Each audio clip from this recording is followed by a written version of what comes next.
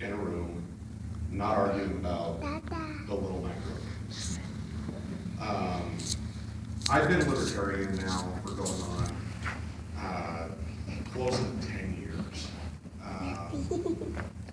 And like I was saying back there when I gave my introduction, and as Adam stated, I learned kind of the questioning process as I was in the Senate. Now, the reason why I chose to run for office, and this actually goes to hit on the note of, is it moral, is it right to vote or run for office, is because ultimately, even if you are on that side of where it is using aggression, I look at it as, this is how I defend myself. This is how I defend the people in my community. Because, let's face it, under government, as it stands, we've had massive explosions of civil liberty violations. I mean, if you go just about 15, 20 minutes north, you've got the NSA Draper facility. Sitting there collecting all this, the live stream is going on right now. They're collecting that. And it's just happening right down the street. We've had the Blue Gloves of Freedom, TSA was mentioned tonight, filling us up as we decide to go to airports. We have had the 1033 program that has been militarizing the police. Now, I personally can't do anything about it on the ground level besides vote. Because if I go out and just start, firing at cops because I think that they're wrong, what happens to me? Well, I'm either going to be thrown in jail or killed. So this is the only peaceful means that I have to actually stand up and say enough. So I developed my platform around giving power back. It's not about, what deals I can get for Weaver County, what deals I can get for Uinta, what kind of things that I can fund. That's what we've had, is you get those sweetheart deals and promises made. The only thing that I'm running on are three things. And if I can even get one of them done, it would change the face of America. The first one is stopping the foreign policy that we have, where we intervene with every country who may disagree with us. Bringing our men and women home and not sending them to go and kill people because they disagree with us. The second one is ending the war on drugs. Because I look at it as, what right do I have to throw somebody in jail just because they chose to consume something that I may not disagree with? I mean, clearly, if I take a step from behind this podium, I've had, a couple of cheeseburgers in my day. Obviously not the healthiest thing in the world.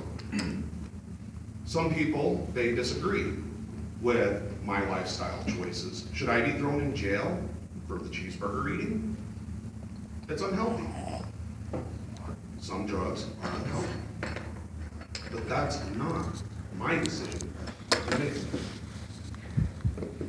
The third thing that I chose to run on was that Draper facility.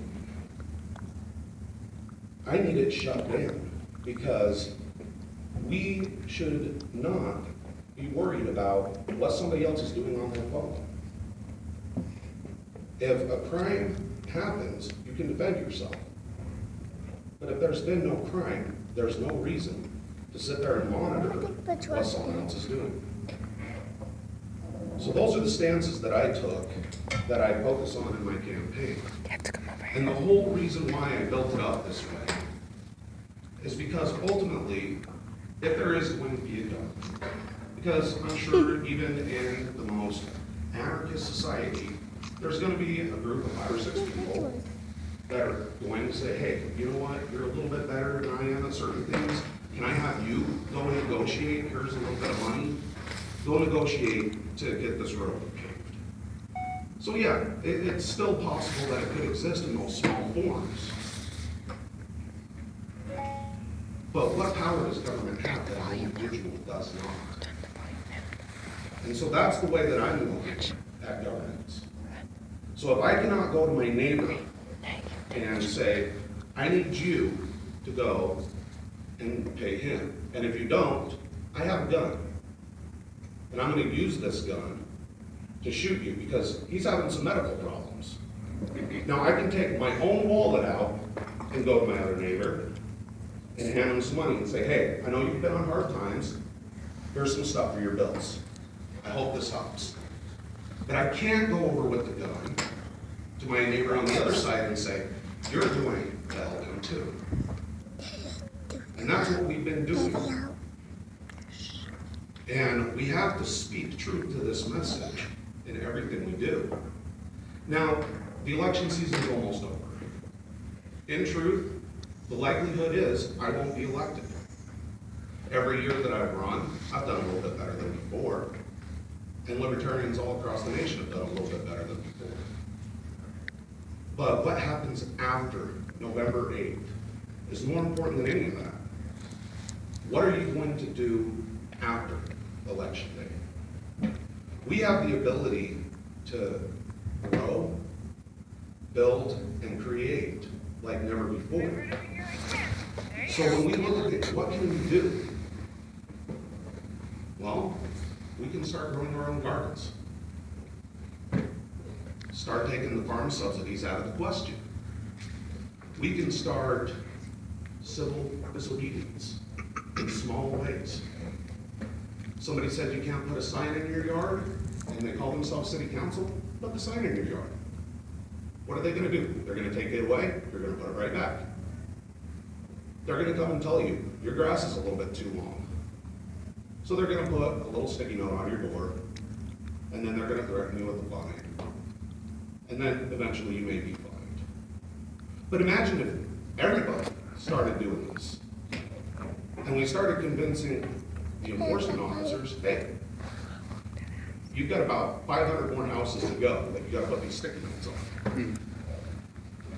We start disobeying some of those things, and maybe they'll start to listen, because I'm gonna tell you, there's not enough jail space for everybody. So when there is an issue that goes against your moral conscience, you have to stand up for what's right. Now on top of that, we need people that are going to start advocating libertarianism. You need to start talking to your friends about it. You have to get out from behind the keyboards and go and meet people. We have to go and get that human connection. Because ultimately what I've learned, I get way more response when I actually see that face-to-face connection. But when I sit behind a keyboard and I complain on Facebook, I might get 2 or 3 likes. Maybe somebody will share it. That's about as far as it goes. When we actually get out there and start living libertarianism, that's when we start making a difference. So we need to build, we need to create. Adam has written a book that kind of explains things. Now we need to live it. And we do. We have to start taking the actions of voluntarism in our own lives. So that means we need to step up and donate to charities that are out there. We need to actually go forward and do things for other people. Because as of right now, the image of libertarians for the majority of this country is, screw you, I've got mine. That's what I hear 90% of the time when I'm in these other political debate groups about our philosophy, the way that they perceive us. Now, if we start going out and we are creating new charities, if we are sitting there and we have the voluntarism team that is out there for some kind of cancer run walk, now people are going to start associating things differently. So it's much more than just people like me stepping up and waiting until November to get some ballots cast. Every single person can do something. And that's ultimately what I'm here to ask. You guys probably, you know, aren't even in my district, can't even vote for me. I'm not even gonna ask you guys for a donation. But what I am gonna ask you to do is live like a libertarian. Thank you.